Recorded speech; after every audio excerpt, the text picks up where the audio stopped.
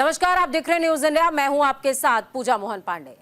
देश में वक्फ संशोधन बिल को लेकर जो संग्राम छिड़ा हुआ है, उसकी दूसरी पारी की शुरुआत होने वाली है, जिसके लिए केंद्र सरकार और विपक्ष दोनों ने पक्की तैयारी की है। बीजेपी की कोशिश है कि वो किसी भी सूरत में, किसी भी हाल में इस बिल को संसद से पास करा ले, जबकि विपक्ष की कोशिश होगी कि वो किसी भी तरह इस बिल को पास ना होने दे, रोक ले। ऐसे में देखने वाली बात यह होगी कि कल संसद में कौन अपने मकसद में कामयाब होता है। ये रिपोर्ट देखिए।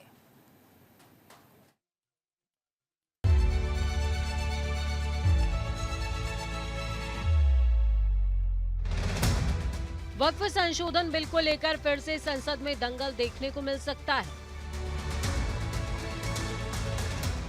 2 अप्रैल को फिर से लोकसभा में बिल पेश होगा। इसके लिए लोकसभा स्पीकर ओम बिरला ने चर्चा के लिए 8 घंटों का वक्त भी मुकर्रर कर दिया है।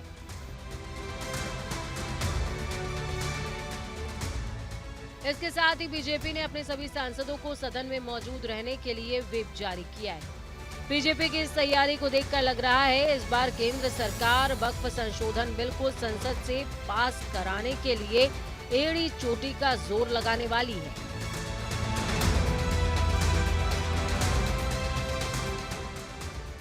इसका मतलब ये कि संसद में वक्फ संशोधन बिल का कानून बनने में ज्यादा वक्त नहीं है।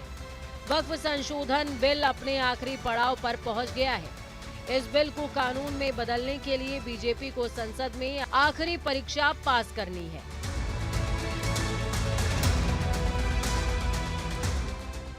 इस एग्जाम में पास होते ही वक्फ बोर्ड की संरचना पूरी तरह बदल जाएगी।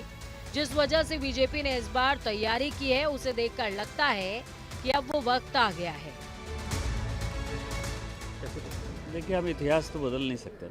1911 में जिन्ना साहब ये मुसलमान वक्फ एक्ट लेकर आए और 1954 तक ये जिन्ना एक्ट के तौर पर ही जाना जाता रहा। जब जब चुनाव हुआ, कांग्रेस ने केवल मुस्लिम वोट बैंक की पॉलिटिक्स और अलग पाकिस्तान बनाने के चक्कर में वक्फ में संशोधन करके मुसलमानों को बरगलाने का प्रयास किया। चाहे 1995 में वक्फ बाय यूजर हो, चाहे 2013 में, दोनों चीज़ें यदि आप देख लीजिएगा तो चुनाव से था। हम लोकसभा चुनाव में जाने वाले थे 1995-96 में भी, और उसके बाद 2014 में। तो ये दोनों एक्ट थे।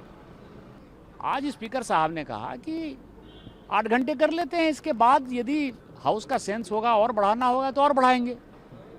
समय के लिए कहीं भी कोई परेशानी नहीं थी। ये मन बना कर आए थे कि इनको जो है केवल मुसलमानों को मैसेज देना है, मुसलमानों को वोट बैंक समझना है, मुसलमानों को मैसेज देना है। इसलिए इन चीज़ों का उन्होंने बैकआउट किया। उनके बुद्धि पर तरस आता है। वक्फ अच्छा बिल है और इसको पास होना चाहिए। मैं कह रहा हूँ, जब संसदीय कार्य मंत्री किरण रिजिजू जी कह रहे हैं लगातार कि हम वक्फ के बिल पे चर्चा करने के लिए तैयार हैं, विपक्ष से अपील कर रहे हैं कि वो भी सदन में आए और इस पे चर्चा करें। जो भी सवाल है उन सवालों का सरकार जवाब देगी।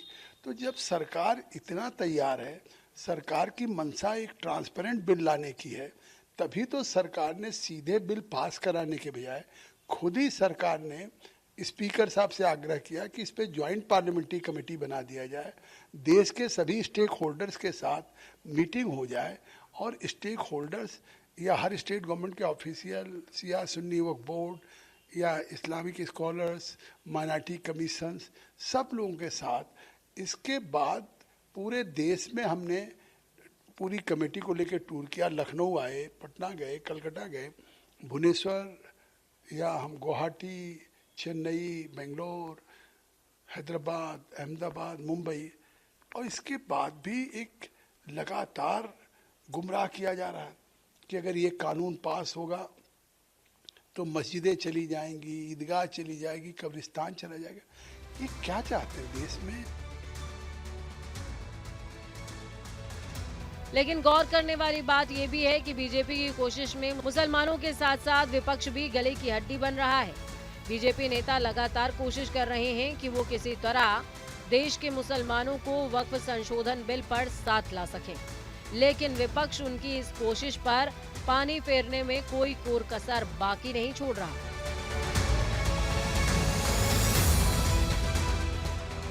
हैरानी की बात यह भी है कि जो मुसलमान नेता बीजेपी के कमल रूपी रथ पर सवार हैं, वो इस बिल को सही बता रहे हैं।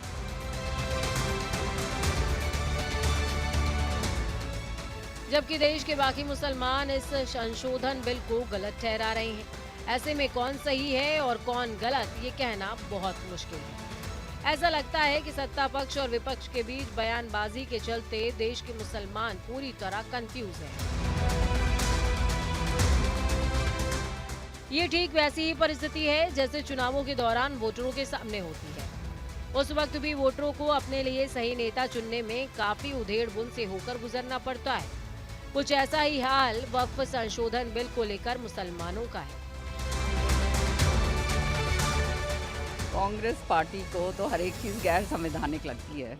जब इनके पास कोई मुद्दा रहा नहीं तो इस तरह की बात कर रहे हैं। सच्चाई ये है, ये बिल आने से सारा का सारा जो भी प्रॉपर्टीज़ हैं जो डोनेट करी गई हैं वो स्ट्रीमलाइन होएंगी और जिनको फ़ायदा पहुंचना चाहिए गरीबों को, उनको उसका फ़ायदा मिलेगा। जो वक्फ बोर्ड पर जो बिल आ रहा है, ये बिल जो आम मुसलमान है मुसलमानों के फायदे का है।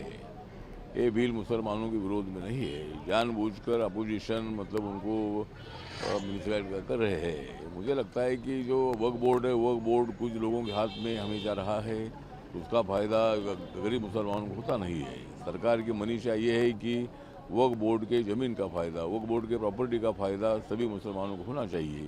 देखिए, वक्फ पे हम लोगों का बहुत क्लियर स्टैंड है। जेपीसी जब बनी थी तो हमने अपने सारे ऑब्जेक्शन संशोधन सब रख दिए थे, वहाँ उसे माना नहीं गया।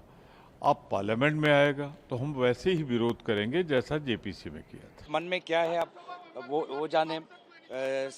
आदरणीय, हम आशा करेंगे कि आदरणीय अध्यक्ष महोदय सब चीज़ का संज्ञान रखेगी। पूरा देश आज देख रहा है कि किस प्रकार से लोकसभा में धीरे धीरे आज लोकतंत्र की आवाज़ को कुचला जा रहा है। सत्ता पक्ष के नेताओं का आरोप है कि विपक्ष अपनी खोई हुई सियासी जमीन तलाशने के लिए देश के मुसलमानों को गुमराह कर रहा है। वहीं विपक्षी पार्टियों के नेताओं का कहना है कि सरकार इस बिल से मुसलमानों को मोहरा बना रही है। ऐसे में देश के मुसलमानों के कंधे पर बंदूक रखकर नेता एक दूसरे पर निशाना साध रहे हैं। भले ही वक्फ संशोधन बिल को लेकर देश में हंगामा मचा हुआ है, लेकिन असल मुद्दा मुसलमानों का है। वक्फ बिल पर खींचतान की एक वजह और भी है, वो ये कि देश में सरकार बनाने के मामले में मुसलमान एक बड़ा वोट बैंक है। हालांकि बीजेपी अपने वोट बैंक का पूरा समीकरण लगाकर बैठी है, जबकि विपक्ष में बैठे नेता मुसलमान वोट बैंक के जरिए कुर्सी तक पहुंचने की कोशिश में जुटे हैं। कि वक्फ अमेंडमेंट एक्ट के बारे में गलतफहमी पैदा की जा रही है। मुसलमानों को भड़काने में कांग्रेस और अन्य पार्टियां लगी हुई हैं। कांग्रेस का जो इकोसिस्टम है, जो मुस्लिम ऑर्गेनाइजेशन में उनके लोग बैठे हुए हैं, वो पूरी तरह गाइडेड हैं और वही गुमराह कर रहे हैं। जिस तरह सिटीजनशिप अमेंडमेंट एक्ट पर, सीएए पर मुसलमानों को भड़काया था, शाहीन बाग कराया था, वही लोग हैं वो वक्फ एक्ट पर गुमराह कर रहे हैं। वक्फ एक्ट में कहीं पर भी ऐसा नहीं है कि मुसलमानों से उनकी मस्जिद, दरगाह, खानका, कब्रिस्तान छीना जाएगा, ऐसा कहीं नहीं है। मैं पूरी तरह जिम्मेदारी से कहता हूं, किसी के बहकावे में मत आइए। ये बिल वक्फ पर जो माफियाओं का कब्जा है वो हटाएगा, न कि वक्फ बोर्ड की जायदाद को खुर्द-बुर्द करेगा। ये बिल का समर्थन बहुत लोग कर रहे हैं और ये वक्फ एक्ट पास होगा और ये मुस्लिम समाज का कोई अहित इससे होने वाला नहीं है। जिस तरह से जेपीसी में बहस होना था उस तरह से वहाँ पे ना बहस हुई, ना चर्चा हुई, ना ही तो वहाँ पे क्लॉज बाय क्लॉज डिस्कशन हुआ। जितना हिस्ट्रीली ये बिल को लाया जा रहा है, इससे एकदम साफ है कि सरकार इसमें सीरियस काम नहीं चाहती है। सरकार नहीं चाहती कि इसमें एक्चुअली वक्फ इंस्टीट्यूशंस में सुधार हो।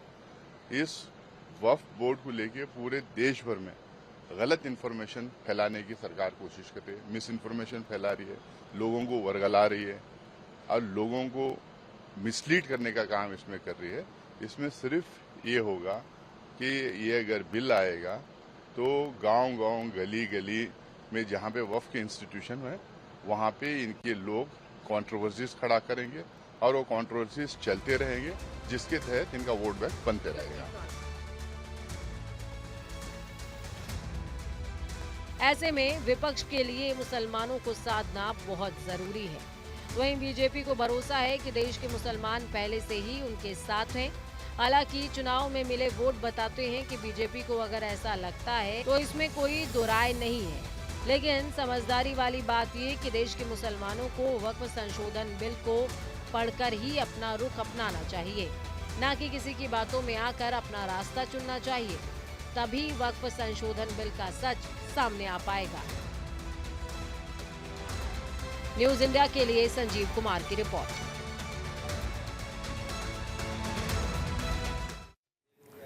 देखिए, भारत में रेलवे और सेना के बाद जमीन के मालिकाना हक के मामले में अगर किसी का नंबर आता है तो वो वक्फ बोर्ड है। ये वही वक्फ बोर्ड जिसकी संपत्तियां विवाद बनी हुई हैं। केंद्र सरकार के आंकड़ों की माने तो देश में 7.8 लाख से ज्यादा संपत्तियों का मालिक वक्फ बोर्ड है। इस लिहाज से वक्फ बोर्ड जमीन के मालिक होने के मामले में सरकार को भी टक्कर दे रहा है। कैसे, ये रिपोर्ट देखिए।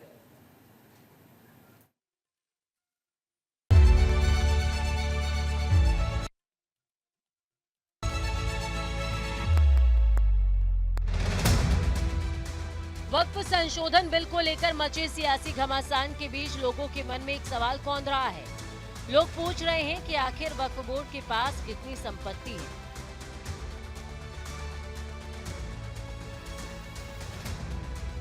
क्या हालात ऐसे हो चले हैं कि सरकार को आगे आने के लिए मजबूर होना पड़ा है।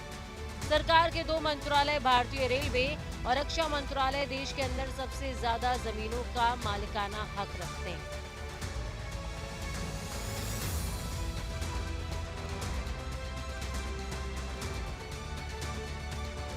इसके बाद देश में अगर कोई संपत्ति का मालिक है तो वो है वक्फ बोर्ड।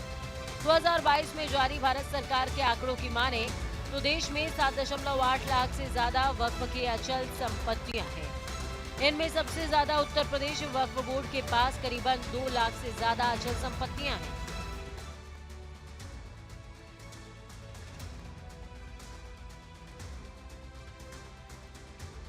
वक्फ के पास कुल 7,85,934 संपत्तियां हैं।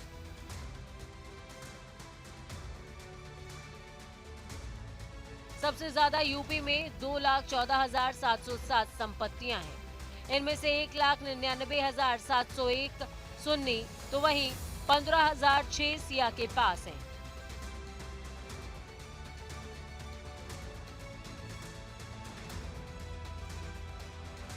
बंगाल में वक्फ के पास 80,480 संपत्तियां हैं।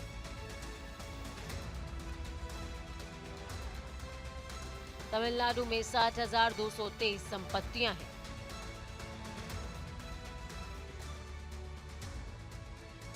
बिहार में 8,152 संपत्तियां हैं।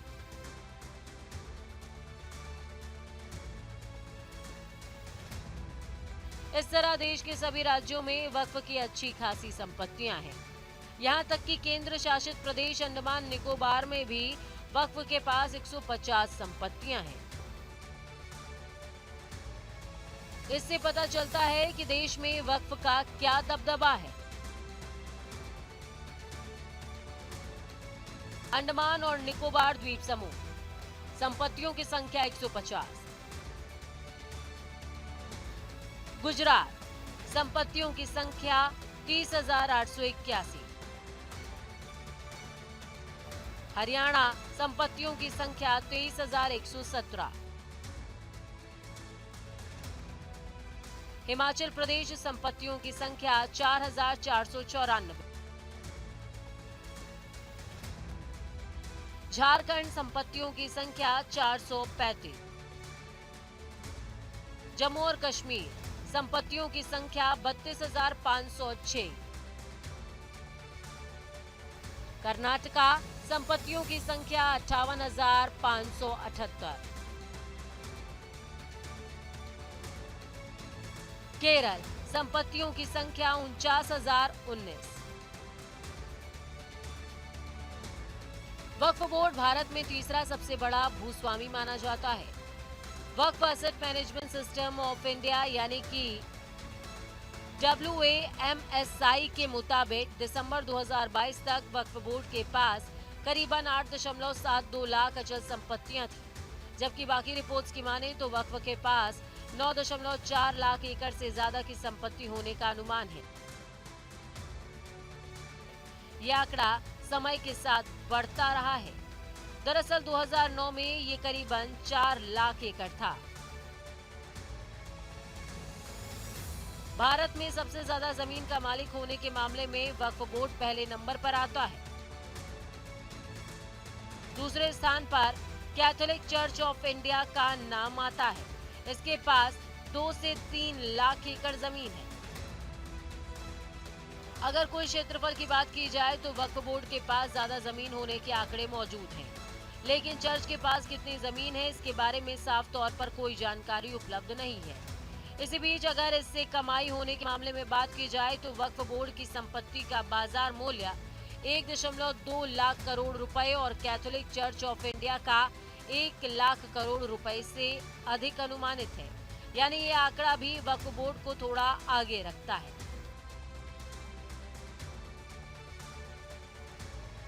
ऐसे में सवाल उठता है कि आखिर केंद्र सरकार को अचानक ऐसी क्या सूझी कि उसने वक्फ कानून में संशोधन करने का मन बनाया।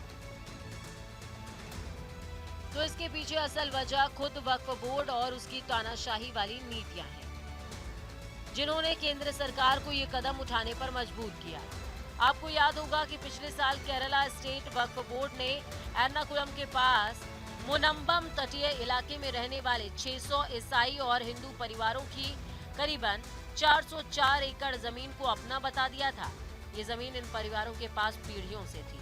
वक्फ बोर्ड की ओर से किए गए दावों में कहा गया कि दशकों पहले फारूक कॉलेज ने इस जमीन को वक्फ को दे दिया था, जबकि यहाँ रहने वाले कई परिवारों ने दस्तावेजों के साथ इस बात की पुष्टि की कि इस जमीन को कई अरसे पहले उनके परिवार वालों ने फारूक कॉलेज के मालिकों से खरीदा था।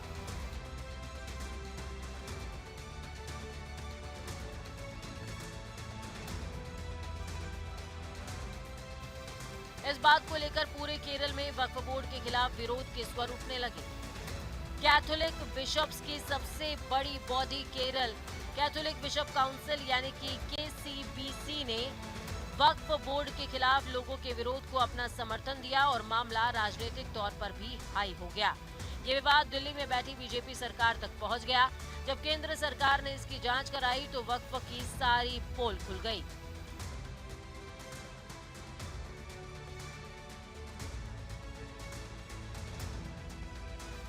मुनम्बम जमीन विवाद को केंद्र में रखते हुए KCBC ने केरला के सभी चुने हुए सांसदों से अपील की कि वो वक्फ बिल में उन सुधारों का समर्थन करें जिससे मुनम्बम में रहने वाले परिवारों के अधिकारों की रक्षा की जा सके। केरला में अपनी सियासी जमीन को और भी मजबूत करने की कोशिश में जुटी बीजेपी को केरल में अपने पैर गड़ाने का रास्ता नजर आने लगा कि केरल में ईसाई समुदाय कुल आबादी का करीबन 20% है, जो विधानसभा की 140 सीटों में से तकरीबन 40 सीटों पर उम्मीदवारों की हार जीत का फैसला करता है। लेकिन बीजेपी ने इस मामले को केरल तक सीमित नहीं रखा। उसने देश के बाकी राज्यों में भी वक्फ की संपत्तियों का ब्यौरा निकाला। इसके बाद जो आंकड़ा सामने आया वो बेहद चौंकाने वाला था। बीजेपी वक्फ संशोधन बिल के जरिए एक तीर से 2 शिकार वाला दांव चल रही है। मतलब ये कि इस संशोधन से एक और वक्फ के पास असीमित ताकत पर लगाम लगेगी तो वहीं दूसरी ओर बीजेपी को केरल में इसका राजनीतिक लाभ भी होगा। न्यूज इंडिया के लिए संजीव कुमार की रिपोर्ट।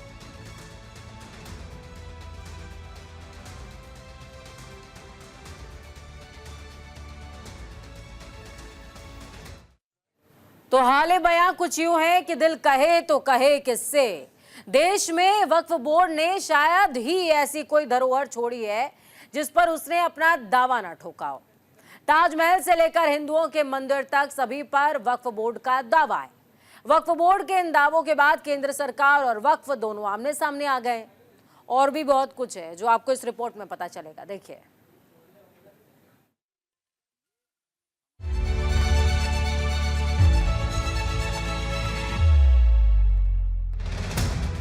ऐसा नहीं है कि वक्फ बोर्ड की संपत्तियों को लेकर ही देश में संग्राम छिड़ा हुआ है, कुछ और भी है जिसने केंद्र सरकार को वक्फ पर शिकंजा कसने के लिए मजबूर किया है।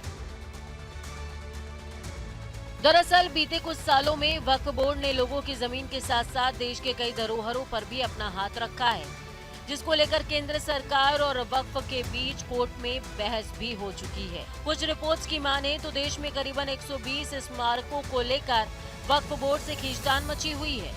तमिलनाडु के तिरुचि जिले में तिरुचेंथुरई गांव पर वक्फ का दावा है। 1500 साल पुराने मंडेडियावल्ली चंद्रशेखर स्वामी मंदिर की जमीन पर वक्फ बोर्ड ने दावा ठोका।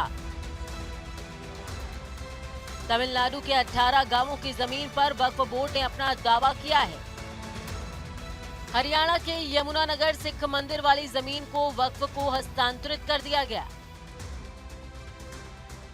दिल्ली में लाल किला की मस्जिद, सफदरजंग टॉम्ब, फिरोज शाह टॉम्ब, 5 छतरी, 3 छतरी, पुराना किला, लाल बंगला, जंतर मंतर के पास स्थित अग्रसेन की बावली पर वक्फ का दावा है। गुजरात में वक्फ और सरकार के बीच कुल 56 मॉन्यूमेंट्स पर विवाद छिड़ा हुआ है। कर्नाटका में बीजापुर में औरंगजेब की बीवी का मकबरा, बीदर फोर्ट, सिकंदर शाह का टॉम्ब, बीजापुर की मक्का मस्जिद और बहमनी टॉम्ब पर भी दावा किया गया है। मध्य प्रदेश में सागर जिले के धमोनी में बालजती शाह की मस्जिद को लेकर वक्फ और सरकार के बीच विवाद बना हुआ है। महाराष्ट्र में अहमदनगर की मक्का Masjid, Damri Masjid, Genghis Khan palace, Daulatabad fort, Aurangzeb tomb, Gondia में प्रतापगढ़ का किला पर विवाद है। राजस्थान में अजमेर का 2.5 दिन का झोपड़ा, अलाउद्दीन खान टॉम्ब, अलवर की लाल मस्जिद और आमेर की जामा मस्जिद पर दावा ठोका गया है। उत्तर प्रदेश में 36 प्रोटेक्टेड मॉन्यूमेंट्स को लेकर वक्फ और सरकार के बीच विवाद है। इनमें आगरा का ताजमहल भी शामिल है। बिहार में मनेर का शाह मखदुम-दौला मनेरी और इब्राहिम खान के मकबरे को लेकर विवाद है। आंध्र प्रदेश में कुर्नूल का अब्दुल वहाब खान के मकबरे के आसपास की जमीन को लेकर विवाद है। संपत्ति पर दावा ठोकने के मामले में वक्फ बोर्ड देश की संसद तक जा पहुंचा है।